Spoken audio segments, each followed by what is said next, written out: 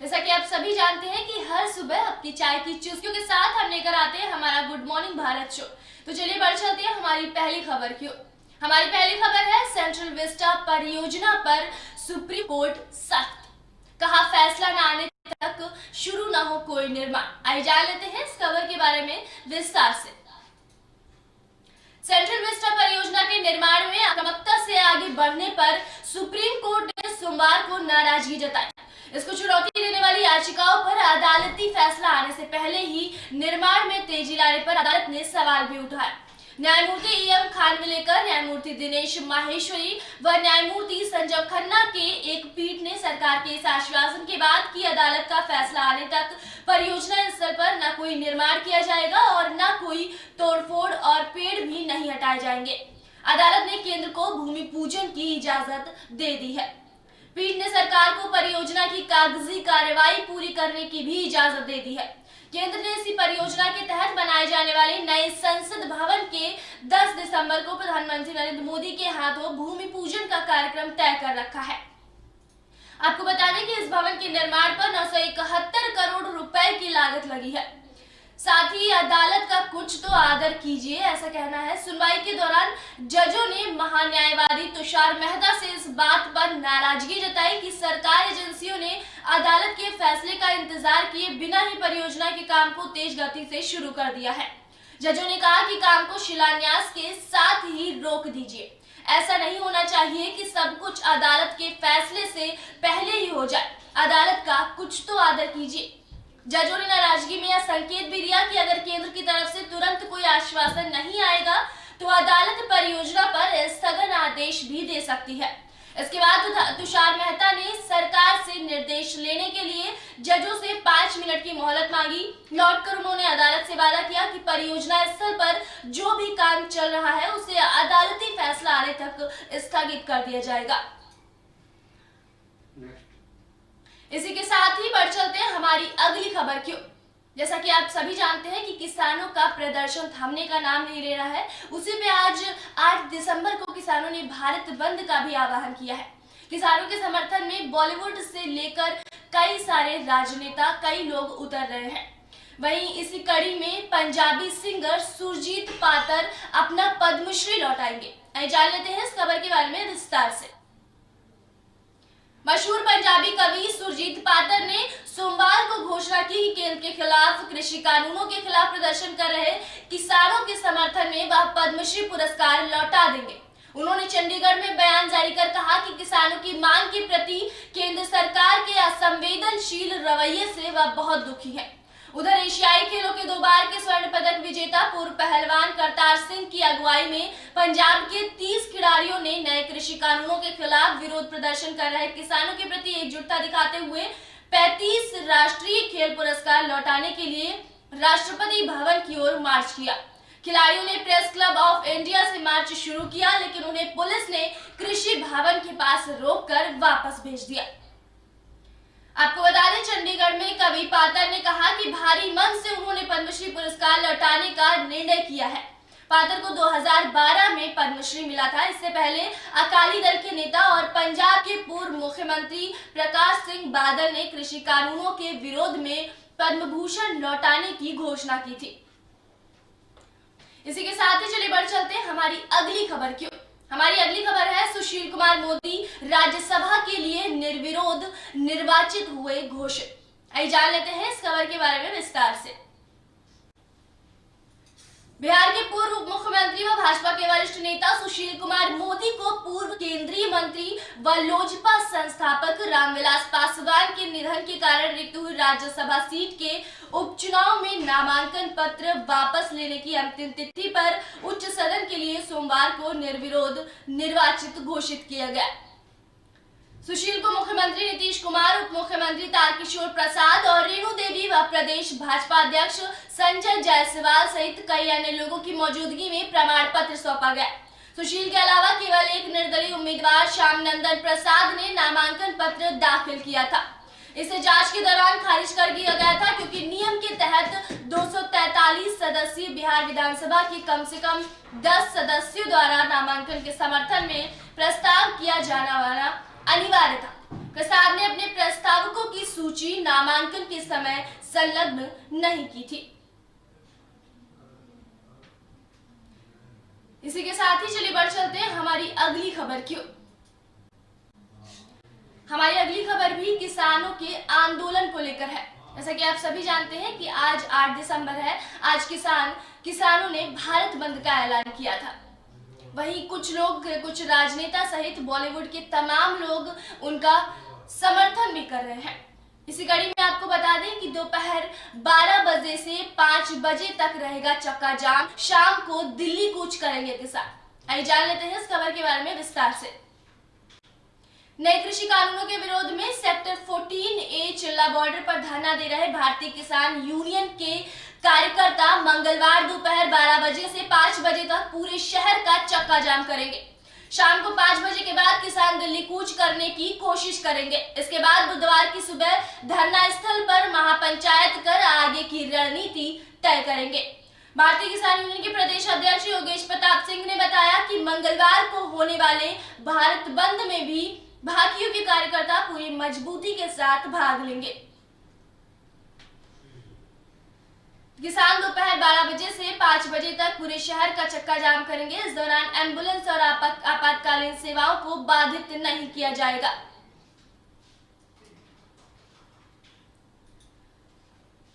इसी के साथ ही चलिए बढ़ चलते हैं हमारी अगली खबर की ओर। हमारी अगली खबर है, अब सीरम इंस्टीट्यूट ने मांगी मंजूरी। कोविशील्ड के आपात इस्तेमाल के लिए अब सीरम इंस्टीट्यूट ने मांगी है मंजूरी। आइए जान लेते हैं इस खबर के बारे में विस्तार से। सीरम इंस्टीट्यूट ऑफ इंडिया ने अपने कोरोना टीके कोविशील्ड के आपात इस्तेमाल की अनुमति के लिए भारतीय औषधि महानियंत्रक के पास आवेदन किया है। पुणे की इस कंपनी ने इस टीके के विकास के लिए ऑक्सफोर्ड विश्वविद्यालय से इसका समर्थन किया है। कोविड-19 टीके में अब ज्यादा देर नहीं है, ऐसा कहना है हमारे प्रधानमंत्री नरेंद्र मोदी का। प्रधानमंत्री नरेंद्र मोदी ने सोमवार को कहा कि कोरोना रोधी टीके के जल्द तैयार होने की उम्मीद है, लेकिन संक्रमण से बचाव को लेकर सावधानी में कोई कमी नहीं आनी चाहिए। मोदी ने आगरा मेट्रो रेल परियोजना के निर्माण कार्यों का भी शिलान्यास किया था। देश में 2 टीके विकास के अति उन्नत चरण में है। आपको बता दें, केंद्रीय स्वास्थ्य व परिवार कल्याण और विज्ञान व प्रौद्योगिकी मंत्री डॉक्टर हर्षवर्धन ने सोमवार को विज्ञान और प्रौद्योगिकी विभाग भारत पुर्तगाल प्रौद्योगिकी शिखर बैठक 2020 में बताया कि भारत में 30 टीके विकास की ओर बढ़ रहे हैं।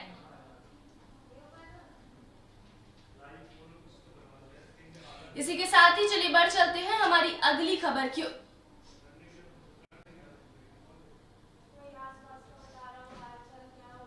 हमारी अगली खबर है, पंजाबी कवि सुरजीत पातर लौटाएंगे पद्मश्री। मशहूर पंजाबी कवि सुरजीत पातर ने सोमवार को घोषणा की कि केंद्र के कृषि कानूनों के खिलाफ प्रदर्शन कर रहे किसानों के समर्थन में वह पद्मश्री पुरस्कार लौटा देंगे। उन्होंने चंडीगढ़ में बयान जारी कर कहा कि किसानों की मांग के प्रति केंद्र सरकार के असंवेदनशील रवैये से वह बहुत दुखी हैं। उधर एशियाई खेलों के 2 बार के स्वर्ण पदक विजेता पूर्व पहलवान करतार सिंह की अगुवाई में पंजाब के 30 खिलाड़ियों ने नए कृषि कानूनों के खिलाफ विरोध प्रदर्शन कर रहे किसानों के प्रति एकजुटता दिखाते हुए 35 राष्ट्रीय खेल पुरस्कार लौटाने के लिए राष्ट्रपति भवन की ओर मार्च किया। खिलाड़ियों ने प्रेस क्लब ऑफ इंडिया से मार्च शुरू किया, लेकिन उन्हें पुलिस ने कृषि भवन के पास रोककर वापस भेज दिया।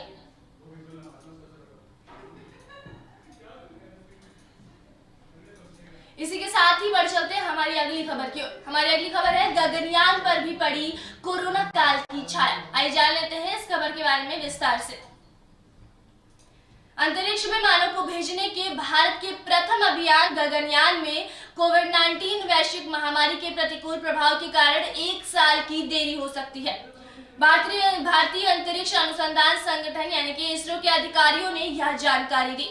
गगनयान के तहत मानव को पहली बार अंतरिक्ष में भेजने की योजना से पहले 2 मानव रहित मिशनों को अंतरिक्ष में भेजने की योजना है। पहले मानव रहित मिशन को दिसंबर 2020 और दूसरे मानव रहित मिशन को जून 2021 में भेजने की योजना बनाई गई। इसके बाद गगनयान के तहत दिसंबर 2021 में मानव को पहली बार अंतरिक्ष में भेजने की योजना बनाई गई थी। इसरो आपको बता दें, इसरो के अध्यक्ष के सिवन ने कहा कोविड-19 के कारण इसमें देरी होगी। उन्होंने दो प्रस्तावित मानव रहित मिशनों में से पहले मिशन की संभावित समय सीमा पर कहा, हम अगले साल के अंत में या उसके अगले साल का लक्ष्य रख रहे हैं। गगनयान परियोजना का उद्देश्य पृथ्वी की निचली कक्षा में मानव को भेजने की क्षमता दिखाना है, जिसके तहत 3 अंतरिक्ष यात्रियों को कक्षा में भेजा जाएगा। इससे पहले इसरो ने पिछले महीने कहा था कि गगनयान मिशन के लिए GSLV-M के 3 प्रक्षेपण वाहन को चिन्हित किया गया है। के सिवन ने कहा कि चंद्रयान 3 मिशन पर भी काम जारी है, जिनमें एक लैंडर और एक रोवर होगा। उन्होंने कहा, हमने इसके लिए अभी समय सीमा तय नहीं की है। वही प्रस्तावित शुक्रयान मिशन के बारे में कहा कि इस परियोजना पर लगातार हमारा काम जारी है। इसी के साथ ही चलिए बढ़ चलते हैं हमारी अगली खबर की ओर। हमारी अगली खबर है लव जिहाद को लेकर, कानून को लेकर। जी हाँ, लव जिहाद के खिलाफ कर्नाटक में विधेयक अगले सत्र में, ऐसा कहना है कर्नाटक के राजस्व मंत्री आर अशोक का। आइए जान लेते हैं इस खबर के बारे में विस्तार से। कर्नाटक के राजस्व मंत्री आर अशोक ने सोमवार को कहा कि राज्य विधानसभा के जारी शीतकालीन सत्र में गोहत्या के खिलाफ विधेयक पेश किया जाएगा, जबकि लव जिहाद के खिलाफ विधेयक अगले सत्र में लाया जाएगा। अशोका ने कहा, इस सत्र में गोहत्या विरोधी विधेयक पारित करने का फैसला सरकार के स्तर पर किया गया है। उन्होंने कहा, किसान गाय को भगवान की तरह पूजते हैं। भारतीय संस्कृति में गाय का विशेष स्थान है। गायों की हत्या रोकने के लिए हम कर्नाटक में यह कानून ला रहे हैं। अशोक ने आज संवाददाताओं से कहा कि इस बात की गारंटी है कि गोहत्या के खिलाफ विधेयक 100% पेश किया जाएगा। उन्होंने कहा, इस सत्र में लव जिहाद पर कोई विधेयक पेश नहीं किया जाएगा। हम अगले सत्र में लव जिहाद को मिटा देंगे। पशुपालन मंत्री प्रभु चव्हाण के नेतृत्व में अधिकारियों के एक दल ने हाल ही में उत्तर प्रदेश और गुजरात का हाल में दौरा किया था, जहां गोहत्या विरोधी कानून लागू किया गया है, ताकि विधेयक को और मजबूत किया जा सके और कानून के क्रियान्वयन का अध्ययन किया जा सके।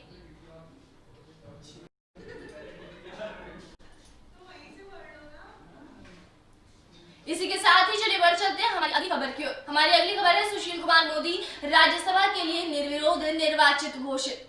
बिहार के पूर्व मुख्यमंत्री व भाजपा के वरिष्ठ नेता सुशील कुमार मोदी को पूर्व केंद्रीय मंत्री व लोजपा संस्थापक रामविलास पासवान के निधन के कारण रिक्त हुई राज्यसभा सीट के उपचुनाव में नामांकन पत्र वापस लेने की अंतिम तिथि पर उच्च सदन के लिए सोमवार को निर्विरोध निर्वाचित घोषित किया गया। सुशील को मुख्यमंत्री नीतीश कुमार, उप मुख्यमंत्री तारकिशोर प्रसाद और रेणु देवी व प्रदेश भाजपा अध्यक्ष संजय जायसवाल सहित कई अन्य लोगों की मौजूदगी में प्रमाण पत्र सौंपा गया। सुशील के अलावा केवल एक निर्दलीय उम्मीदवार श्याम नंदन प्रसाद ने नामांकन पत्र दाखिल किया था। इसे जांच के दौरान खारिज कर दिया गया था, क्योंकि सदस्य द्वारा नामांकन के समर्थन में प्रस्ताव किया जाना अनिवार्य था।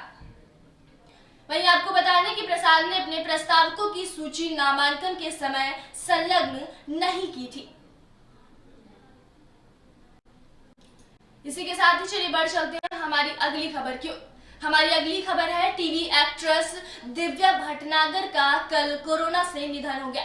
आइए जान लेते हैं इस खबर के बारे में विस्तार से।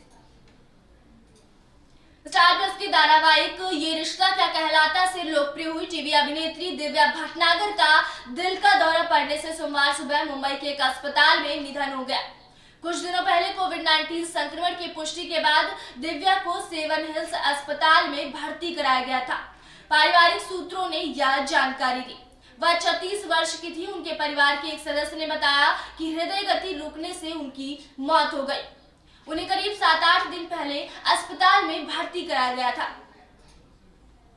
हमारी पूरी एबीएस स्टार न्यूज की टीम की तरफ से हम एक्ट्रेस दिव्या भटनागर को श्रद्धांजलि अर्पित करते हैं। इसी के साथ ही चलिए बढ़ चलते हैं हमारी अगली खबर की ओर। हमारी अगली खबर है कि अब 30 मिनट से भी कम समय में हो जाएगी कोरोना वायरस की जांच। आइए जान लेते हैं इस खबर के बारे में विस्तार से। वैज्ञानिकों ने CRISPR आधारित कोविड-19 जांच के लिए नई तकनीक विकसित की है, जिसमें स्मार्टफोन कैमरा का इस्तेमाल करके 30 मिनट से कम समय में सही परिणाम प्राप्त हो जाता है। पत्रिका सेल में प्रकाशित शोध के मुताबिक नई जांच से न केवल पॉजिटिव या निगेटिव परिणाम हासिल किया जा सकता है, बल्कि इसमें वायरल रोग की भी जांच की जा सकती है। शोधकर्ताओं ने बताया कि सभी CRISPR जांच में वायरल आरएनए को डीएनए में बदलने की जरूरत होती है और इसका पता लगाने से पहले इसे प्रवर्धित करना होता है, जिसमें ज्यादा समय लगता है और यह जटिल होता है। उन्होंने कहा कि इसके विपरीत नए तरीके में इन सभी कदमों को छोड़कर CRISPR का इस्तेमाल कर सीधे वायरल आरएनए का पता लग जाएगा।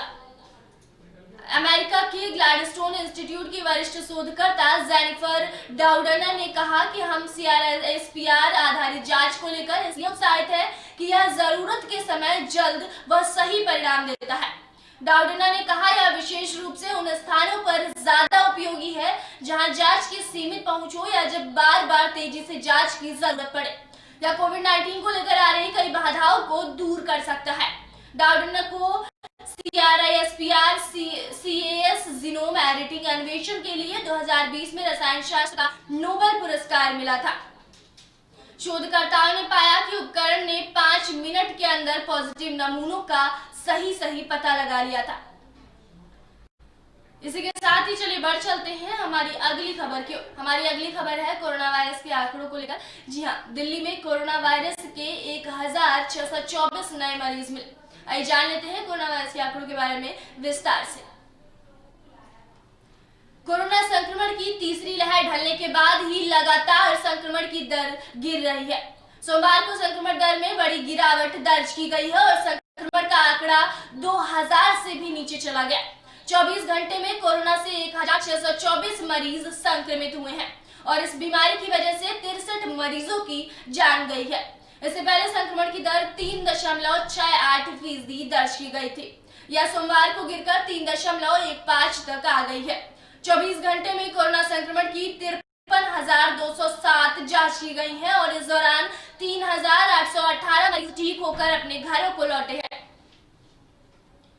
इस समय दिल्ली में सक्रिय मरीजों का आंकड़ा 22,486 है और 14,269 मरीजों का अभी एकांतवास में इलाज किया जा रहा है।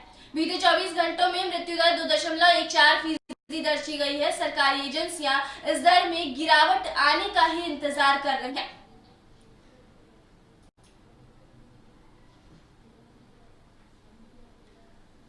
इसके साथ ही चलिए बढ़ चलते हैं हमारी अगली खबर की ओर। हमारी अगली खबर है भारत बंद पर दिल्ली में रहेगी सख्ती। जबरन दुकान बंद करवाने वालों पर दिल्ली पुलिस करेगी कार्रवाई। आइए जान लेते हैं इस खबर के बारे में विस्तार से। दिल्ली पुलिस ने मंगलवार को किसानों के समर्थन में होने वाले भारत बंद को लेकर दिशा निर्देश जारी कर दिए हैं।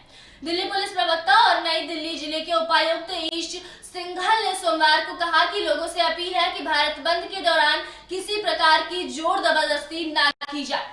प्रस्तावित बंद को लेकर दिल्ली पुलिस ने लोगों की आवाजाही के लिए सड़कों पर सामान्य व्यवस्था की है। साथ ही वाहन चालकों के लिए यातायात के दिशा निर्देश भी जारी किए गए हैं। प्रवक्ता ने कहा कि कोई भी सामान्य आवाजाही या फिर किसी प्रकार की बाधा उत्पन्न करने की कोशिश करता है तो उसके खिलाफ कानूनी कार्रवाई की जाएगी। ऐसे लोगों पर विशेष नजर रखी जाएगी जो जबरन दुकान बंद करवाएंगे। यही कारण है कि बंद को देखते हुए लोगों से अपील की गई है कि वे आम लोगों के लिए परेशानी के सबब न बने और उनके लिए बाधा उत्पन्न न करें। आंदोलन कर रहे किसान राजधानी के कई बॉर्डर पर बीते कई दिनों से बैठे हैं। ऐसे ही माना जा रहा है कि मंगलवार को NCR से दिल्ली आने वाले कामकाजी लोगों को दिक्कतों का सामना सुबह के वक्त करना पड़ सकता है। वहीं आपको बता दें कि आम आदमी पार्टी के प्रदेश संयोजक गोपाल राय ने कहा ITO पर करेंगे बंद का समर्थन। आम आदमी पार्टी के प्रदेश संयोजक गोपाल राय ने कहा कि किसानों के भारत बंद के समर्थन में आप के कार्यकर्ता ITO पर शांतिपूर्ण प्रदर्शन करेंगे। इसके अतिरिक्त कई अन्य संगठनों ने भी खुद को इस बंद से जोड़ने की घोषणा की है। केंद्र सरकार के साथ हुई बैठक में हरियाणा, पंजाब और दिल्ली के कृषि मंत्री गोपाल राय ने हिस्सा लिया। इस बैठक में केंद्रीय कृषि राज्य मंत्री के साथ तीनों राज्यों के कृषि मंत्री व अधिकारी सब मौजूद रहे।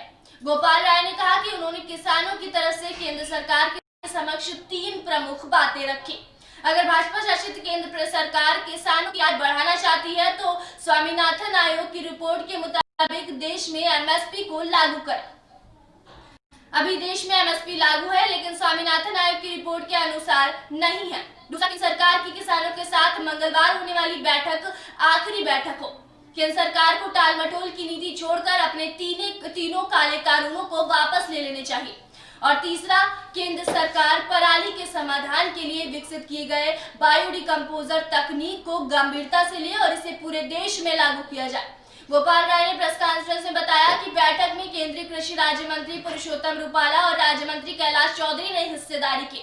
केंद्रीय कृषि मंत्री नरेंद्र सिंह तोमर को भी बैठक में आना था, लेकिन वे शामिल नहीं हुए। आपको बता दें कि बंद का असर मंडियों पर सब्जी व फलों की आपूर्ति पर भी आ सकता है। आजादपुर मंडी के अध्यक्ष आदिल खान ने बताया कि किसानों के समर्थन में मंडी के व्यापारी मंडी बंद कर रखेंगे। वहीं अधिवक्ता मोहम्मद इरशाद ने ट्वीट करके जानकारी दी कि दिल्ली के सभी जिला अदालतों की कोऑर्डिनेशन कमेटी ने भी किसानों के भारत बंद का समर्थन किया है। यहाँ शांतिपूर्ण प्रदर्शन होगा। एसटी के महासचिव श्यामलाल भोला ने बताया कि वे भी किसानों के बंद के साथ समर्थन करेंगे। उन्होंने बताया कि वे भी किसानों के समर्थन में हैं, उनका साथ देंगे और उनके साथ ही प्रदर्शन में शांतिपूर्ण प्रदर्शन करेंगे। इसी के साथ ही चलिए बढ़ चलते हैं हमारी अगली खबर की। हमारी अगली खबर है दोपहर 12 से 5 तक चक्का जाम, शाम को करेंगे दिल्ली कोच। आइए जान लेते हैं इस खबर के बारे में विस्तार से। नए कृषि कानूनों के विरोध में सेक्टर 14A चिल्ला बॉर्डर पर धरना दे रहे भारतीय किसान यूनियन के कार्यकर्ता मंगलवार दोपहर 12 बजे से 5 बजे तक पूरे शहर का चक्का जाम करेंगे। शाम को 5 बजे के बाद किसान दिल्ली कूच करने की कोशिश करेंगे। इसके बाद बुधवार की सुबह धरना स्थल पर महापंचायत कर आगे की रणनीति तय करेंगे। भारतीय किसान यूनियन के प्रदेश अध्यक्ष योगेश प्रताप सिंह ने बताया कि मंगलवार को होने वाले भारत बंद में भी भाकियू के कार्यकर्ता पूरी मजबूती के साथ भाग लेंगे। किसान दोपहर 12 बजे से 5 बजे तक पूरे शहर का चक्का जाम करेंगे। इस दौरान एम्बुलेंस और आपातकालीन सेवाओं को बाधित नहीं किया जाएगा। डीएनडी कालिदी कुंज सहित पूरे जनपद में किसान प्रदर्शन करेंगे।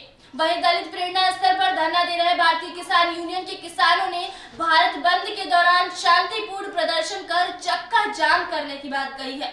उन्होंने सोमवार को दलित प्रेरणा स्थल में भैंस के आगे बीन बजाकर सोई हुई सरकार को जगाने का प्रयास किया।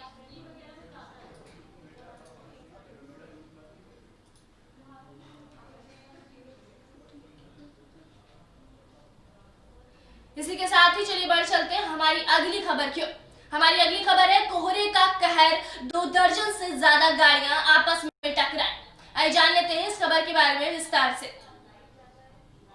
ईस्टर्न पेरिफेरल एक्सप्रेसवे और यमुना एक्सप्रेसवे पर सोमवार सुबह हुए 2 अलग-अलग सड़क हादसों में 2 दर्जन गाड़ियां आपस में टकरा गई, जिसके चलते एक्सप्रेसवे पर जाम लग गया। हादसे में कई लोग घायल हो गए। पुलिस ने क्षतिग्रस्त गाड़ियों को हटवाकर घायलों को नजदीक के अस्पताल में भर्ती कराया।